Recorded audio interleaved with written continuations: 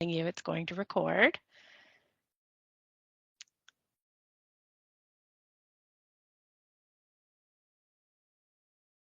There we go.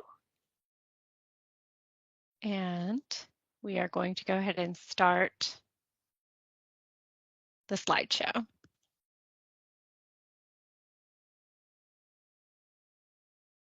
And does everybody see the next slide? Okay, great.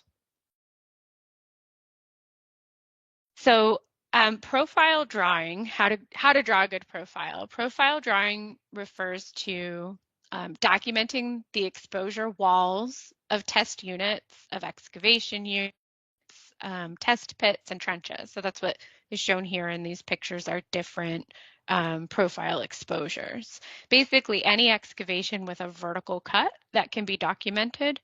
And these types of excavations are most often exposed during archaeological monitoring of construction or during monitoring of geotechnical work, environmental work, and during archaeological testing and data recovery excavations. Those are things that some archaeologists call phase 2 or phase 3 archaeology work. So this is not a profile of a shovel probe or a phase 1 type of investigation. Profile drawing is often the last step, the final step of documentation after all the excavation work is done, after all the photos are taken, before an excavation is backfilled. So it's the last chance to get information from an excavation and to tie in anything that you've found, any discoveries that you've made with the stratigraphy that was recorded during excavation, tie things into the unit notes, kind of come up with a generalized stratigraphy for the unit, and then tie in any samples that were collected during the excavations. So I'm not this evening or afternoon, wherever you are, I'm not going to teach on the actual digging of these units or getting them up to that point. Today we're going to imagine that we've been called into an excavation that's done. It's ready for documentation. We have really great notes provided by the excavator. They're with us while we're doing our profile drawing, so we're able to ask questions. So I'm kind of setting the scenario for you in that way. So hopefully that makes sense to everybody. Before you can start documenting a profile on paper, you have to actually get the dirt profile ready. And the best time to draw profiles is first thing in the morning or in the evening because the light is less intense. It strikes the wall at more of an oblique angle.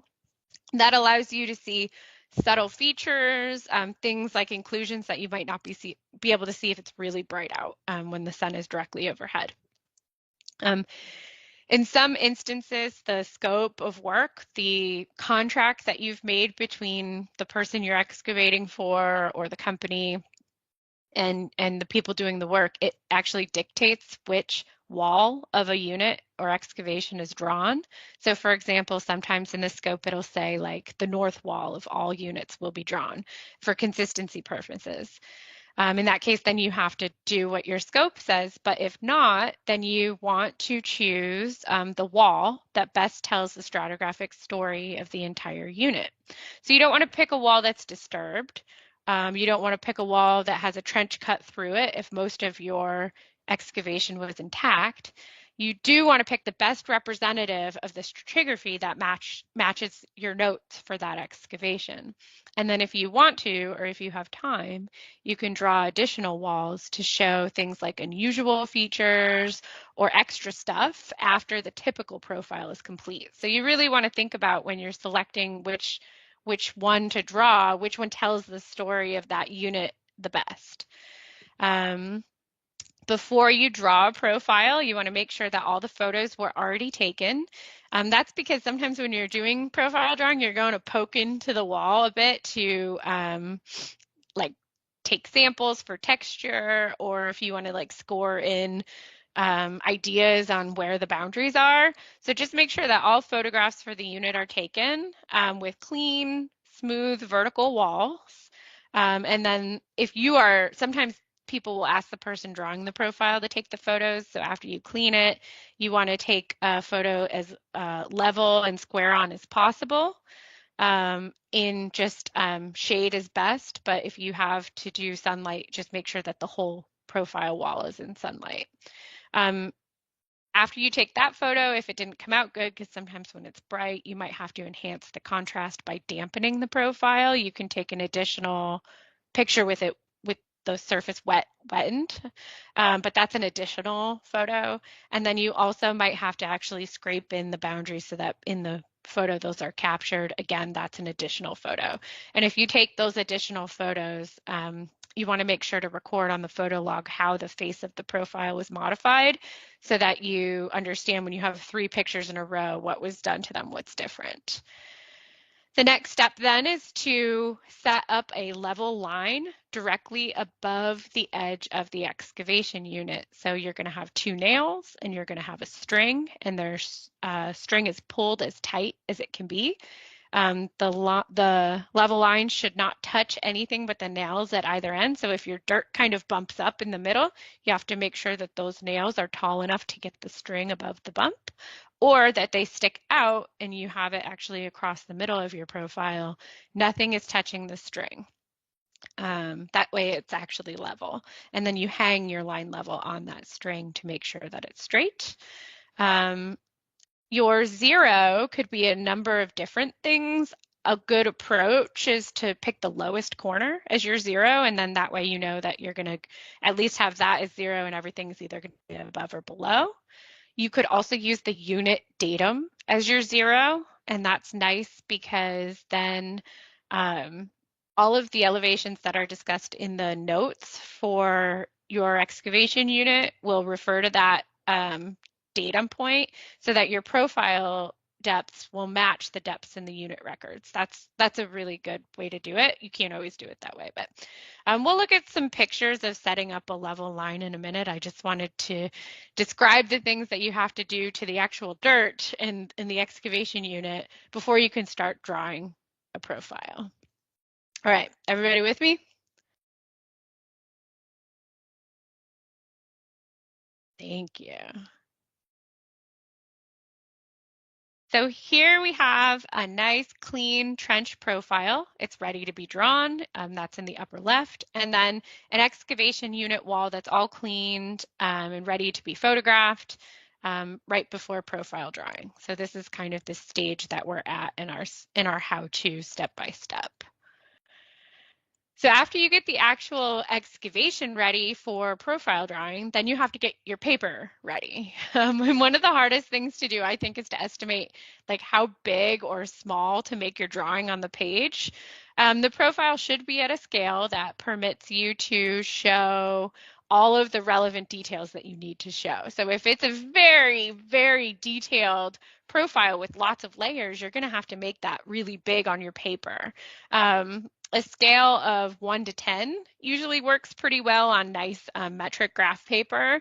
But I always try to say, like, use as much of the paper as you can. That's a good bet. So if you count the boxes and there's 30 across, then whatever you're trying to do, divide it by 30, and that's how much each little box is going to be. You can kind of estimate using that method.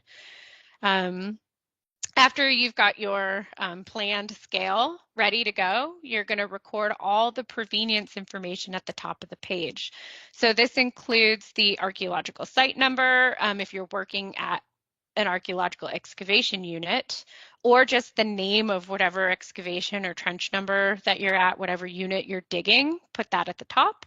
The direction that you're facing, so the wall, the name of the wall, that's usually, north, south, west, east, but it could be oblique, and in that case you would just name the wall that you're looking at and drawing. You want to get the elevation of your level line in relation to the unit datum and or the site datum if you have that number. But whatever your 0 is, you want to make sure you say, this is my level line, this is my 0, written on the paper. And then make sure to record all the information about your map for reference, such as the company or the agency that you're working for, your name as the author of the map. Again, the scale of the drawing should go on there. The date, if I didn't already say that. And And then you can start profiling. So you have to set up the whole paper first. And you want to start by identifying your entire drawing area. So you're going to measure out the extent of the walls on all sides to create a box in which to draw your profile. So you're measuring up and down, you're measuring perpendicular to the level line, and you're going to put in those profile boundaries. So what does that look like? Here is an example of how you would set up your profile. Now this is for a 1 by 1 meter excavation unit. So that's like your typical archaeological dig, 1 meter by 1 meter. So we're drawing one wall. So that means it's 1 meter across the top. And it has all of the appropriate provenience and map information at the top with the site number, the unit, the wall, the level line, the scale, name, date, company. You know, this is a fake profile that I made for this presentation, but this is how you would start with the setup. That little triangle there is the symbol that most people use to mark the unit datum. So I've got a level line and it is 8 centimeters above the unit datum. So you want to be like specific on your drawing as to where the unit datum is in relation to your drawing. All the elevations marked on the unit excavation forms then would also have been taken from this point, so you can correlate your profile to the unit records, which is good. So the upper two photos show level lines set up at the top of unit and trench excavations. I stole these 3 pictures and the next 2 pictures off the internet, just a heads up that I took them. And then the lower photo shows a level line in an excavation being used to collect depths from the unit datum. In case you're not familiar with these tools or methods, that's a close-up of a line level, and you can see they're pulling a string from the unit datum and then taking measurements down from that string. And that's a very similar thing that you're doing against the profile face. It's just flat versus going out into the unit for depths. When you're drawing a longer trench wall, you can draw maybe a 2-meter section or a 5-meter section at a time. That just depends on how much detail you want to capture, or maybe the amount of time you have to capture stuff if they're digging really quickly. But we're going to use for this presentation an example of a 1 by 1 meter unit wall. So here's how I would map in the profile boundaries after I got the line set up, the page set up, the unit set up, everything's photographed. You can see that I called out the unexcavated area at the bottom. So this unit went down 1.2 meters. So I went straight down from my level line 1.2 meters on either side and had a flat bottom. And now I have like a box to work within. And I usually label the modern ground surface or add some sort of like grass or something to show, to indicate that it's like, it's the top, it's the ground. And then I put some pictures on the right of the slide here, again, just to show you level lines, how different ways that you can set them up. So you can see in the upper image, it has the level line in the middle of the profile, and then the person in the lower image again is measuring down from the unit datum. So these are both great ways to set up level lines. So now everything that I draw from here forward will be inside the red outlined area. And the rest of the page can be used for notes, descriptions of the different layers once they're sketched in.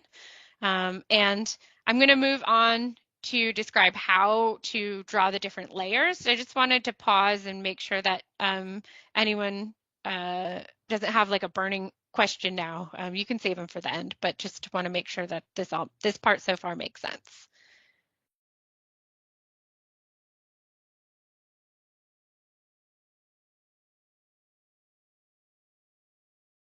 Okay, thanks for the thumbs up, folks. So now we're going to move on to how to actually draw the profile. So you've got everything set up, right? Your unit set, your paper set, and now you need 2 measuring tapes. So you put 1 measuring tape across the top of the profile on the ground, and then using a second measuring tape, you measure down from the level line. And obviously this would be a lot easier to show you in person, but I'm hoping that like this picture and my arm gestures do it for you. So you've got your level line. You want to make sure you're using that level line to measure down from, but you're looking on the surface of the ground to get your x-axis for how far across to come. And then you're using your depth down from that level line to give you your y measurement or your depth to plot that on your drawing. So you use the horizontal tape as your x, and you use the vertical down from the level line as your y, and you maybe along the wall you pick 3 or 4 points, and then you connect the dots. So you plot your drawing that way. And you always want to make sure you measure down from the level line and not from the ground surface, because the ground surface usually varies a little bit in elevation where that level line is actually perfect, and you can get a much more accurate drawing that way. So using this method, you'll map in all of the stratigraphic breaks, any soil horizon transitions, any big rock inclusions, larger artifacts or point provenienced culturally diagnostic items, bigger roots and burrows. I usually map in things that are bigger than a quarter. That's like not always the case, but that's a good way to estimate it. It really just depends on how much time I have, and then also the overall grain size of the deposit. Like if my whole thing is cobbles, I don't draw every single cobble. In general, you don't really draw like individual bits of gravel and really small rocks. Instead, you draw around the outside of any layers or lenses or pockets of gravel, and then just use that to draw the outside of it, and then in your description capture the actual description of the gravels themselves. You also draw any inclusions that protrude from the profile face as though they were sliced off flush. So you don't kind of artfully draw in 3 dimensions if something is sticking out of the wall. You want to make sure that it's like what would be cut, what you would see if you cut it at the wall. Profile drawings are stylized, right? They're stylized representations. They're designed to convey information. So it's not going to look exactly like it does in the real world. It's the best way to show and capture the stratigraphy information. So it makes sense to treat layers when you have them as discrete objects with clear edges. So here you can see how I use a solid line to define a stratigraphic boundary. It might not be an abrupt change from this strat 2 that I'm describing to the strat 1, but I know that there are 2 different layers, 2 different deposits, and so I'm drawing a clear, bold line that separates the 2 strats, and then I label them. The labels can go on the side of the drawing, or if your stratigraphy is really complex, like you've got lots of lenses and dips and things, then you can put the labels right on the drawing. I try to keep my drawings as clean as possible. You can also create different fills, either in symbology or symbolism or in colors, like the picture up in the right there. Different patterns, if that helps you keep stratigraphy separate, that'd be fine as long as you've got your discrete edges to the different deposits.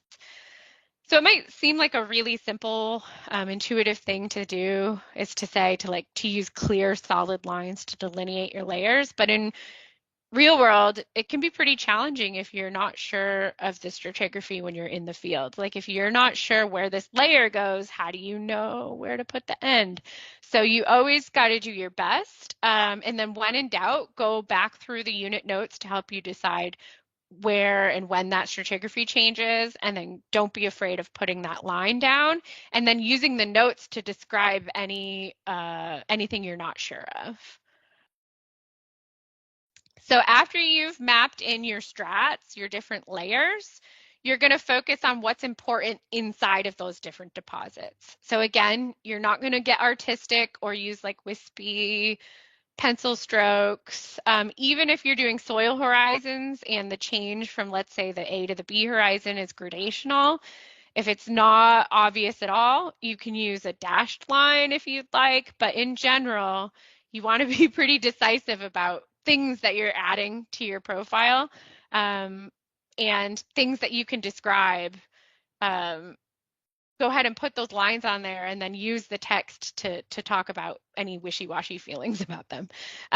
It really helps with digitization of the record. So that all of that long story is to say you have to be able to turn this into a digital image. And so artwork is kind of hard to put in a report. You're going to want to make sure to label your layers consistently within the profile. And then also if you're drawing more than one profile at the site and you call things number 1, number 2, number 3, you want to call those same things 1, 2, and 3 in your next profile. And if you only have 1 and 2 and then you have something new, that's number 4, right? That's not a new 3. So we're going to see lots of examples of these things in a minute. I just wanted to offer up some ideas on labeling here. You can use numbers to identify the layers, or for example, Roman numerals. If they're ascending, I would generally go from bottom to top. So the first thing on the bottom, law of superposition, oldest on the bottom, youngest on the top. So strat 1 is your parent material, your basement, and then you go up from there. You can use letters to label strats as well, but that in some cases is not as good of an idea compared to using numbers, because letters can get confused with soil horizons unless you're only using the end of the alphabet. So if you're going backwards like Z, Y, X, there's not a lot of Z horizons, but A, B, C it could get real confusing. So I generally don't use letters. You can add the Munsell color to a profile. That might be helpful to differentiate strats if the colors are very different between layers and it's consistent across the site. That's a great way to label your different deposits. And then same thing with texture or grain size. If you're using lithology to differentiate your stratigraphic deposits and you have a gravel layer, you want to use a big G. You have a sand layer, you want to use a big S, things like that, a clay layer, a big C, labeled right on your profile. That's a great way to do it too if you're going to use letters. Whatever you do, you want to make sure to write a brief description of the layers that are represented in that profile, either next to the drawing or below the drawing, and add those interpretations at the end of the description in case your drawing gets separated from the rest of the day's notes somehow. You want people to be able to look at that profile, and let's say they lose the other sheet or something like that, at least it's all on there, or it goes to the graphic design person at the company and they pull out that sheet and that person needs to know what these layers are. And then lastly, make sure to add a key that uses consistent symbolism from unit to unit if you're doing multiple profiles at a site. So here I have mapped in a bunch of stuff in that same red box, right? Everything I'm drawing is in the box. I've mapped an artifact in the plow zone. The plow zone is the AP. A piece of lumber. I've mapped in some areas with roots, a rodent burrow or crotavina, fire modified rocks. So those could be archaeological, pockets of charcoal. And then I mapped in a few larger pebbles to show an area where there are bigger pebbles. And then I added the soil horizons onto the profile within the correct strats.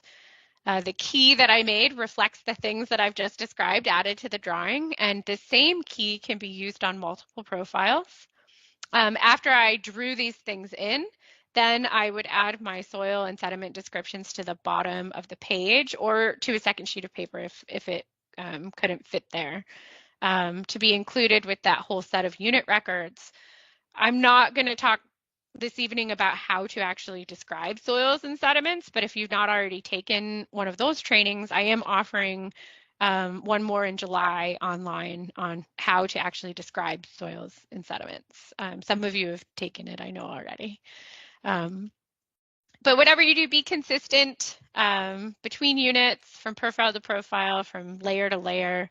So again, this is a fake profile that I invented for this training. We're now going to look at a few real profiles and their corresponding drawings. So here are the west and north wall drawings of a 1 by 1 meter unit at an archaeological site that included lithic artifacts in the topsoil.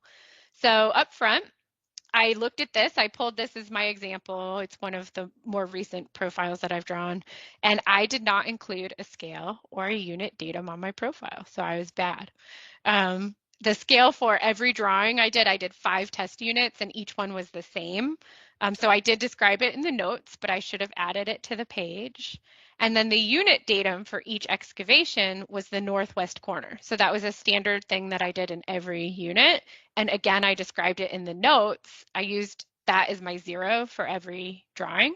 But again, I should have put it on the paper. So with the magic of Photoshop, we now have a unit datum and a scale added to this profile drawing. PowerPoint magic. The rest of the stuff looks pretty good. You can see that the page is completely set up with all of the excavation information. It has a level line called out on there. It has a pretty clear drawing and things have edges. It has a key. And then pretty detailed notes underneath so people would be able to understand what that top layer, the middle layer, and the bottom layer, and the labels are on the right-hand side.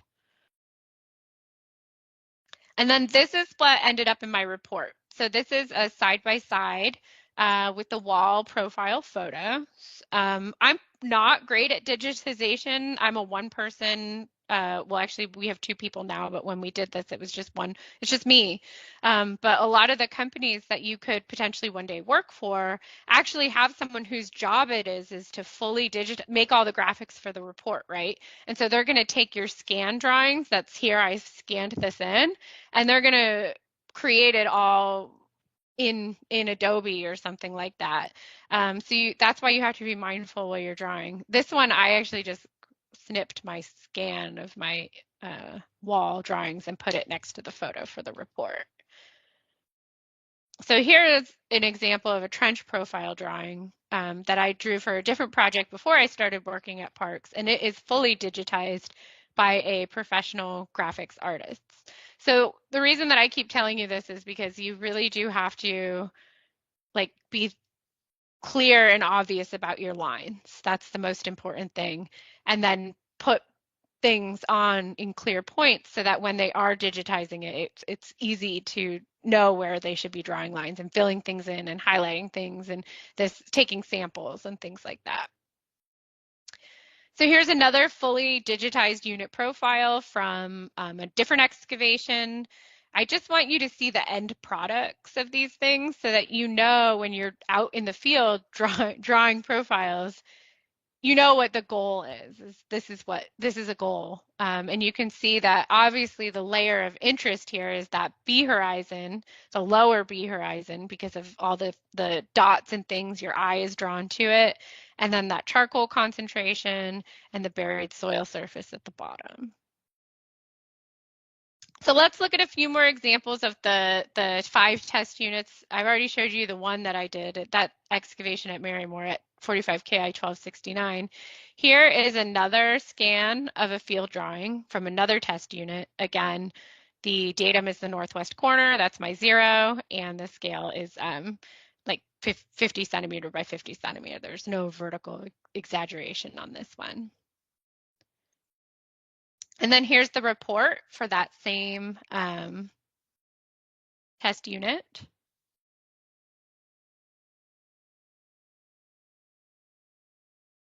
Another field scan of test unit 3. And here I drew the north wall and the south wall. So they're not connected. This is 2 opposite walls. And the reason that I did that is because the south wall had a trench and I wanted to capture that part of the story. So normally I was doing the north wall and the west wall, but on this one I changed it. And then the report images with the notes typed up below, again from the report. Here's a field scan of test unit 4. And you can see on this one that I took a soil sample. This one's a lot busier. There's a lot going on. It was harder to draw. It was actually really confusing to dig. And then this is the resulting report image. I cleaned it up a little bit for the report. And then the last one more unit profile drawing from the field. Again, you can see on this one that I didn't use as much of the page as I could have. After the fact, I was like, I wonder why I started my level line right in the middle. I should have probably drawn it up a little higher, and so I would have had more room for notes and things. But I think we ended up digging deeper than I thought we were gonna on that one. But again, that, the report can clean it all up, fix it. So this is those same report images from the same profile. Okay, this is getting boring, so I'll switch over to trenches. This is a trench profile. So this is 12 meters of trench in one drawing. So the last ones that we were looking at, that was a 1 meter by 1 meter kind of box. So that was 2 horizontal meters of profile. This is 12 meters of profile. So the scale of this drawing is much larger than the previous images. And although the walls of the trench are cleaned off before profiling, the overall profile has a lot fewer details than the unit profiles, partly due to the scale, but also because of the speed at which the trench was excavated during monitoring of construction. So this was for installation of electrical conduit, and I just picked a wall and I was like, go. And as they were digging it, every time they would expose about 10 to 12 meters, I'd hop in, brush it off, draw it as fast as I can while I was still monitoring the excavation. So it's like when they were dumping truckloads full of soil off site, I would hop in the trench and get what I could. I didn't always have a lot of time for notes. I didn't always have a lot of time to take measurements. And I certainly didn't have time to set up a level line for every section that I drew. So here's another 12-meter section of the same trench, and then a couple of photos of the trench walls. So even though the trench profiles are not as nice and level and perfect as the detailed test unit profiles, I'm hoping that folks can see there's still quite a bit of information on the trench profile drawing. And it was still drawn using that same XY approach without just perfectly level lines. So in this case, on the trench, the parking lot asphalt surface was my 0. And then I made note of that in my daily work records, and I used a measuring tape across the top that was 2 meters long that I just dragged along with me, and I used spray paint and I marked every 2 meters on the asphalt surface, so I knew where I left off. And then I would just drop the tape down and use the top of the asphalt as my Y. Yeah, so I think I'll stop there, and perhaps we can have some audience questions. I'm gonna go ahead and end the recording and then switch screens. And then it's only like 5:40, so I can stay on until about 6. So if there's not specific questions that you've thought of about profile drawing, I'm happy to answer other questions that you might have now that you've taken a few of these AWA tech trainings. Let me stop recording. There we go.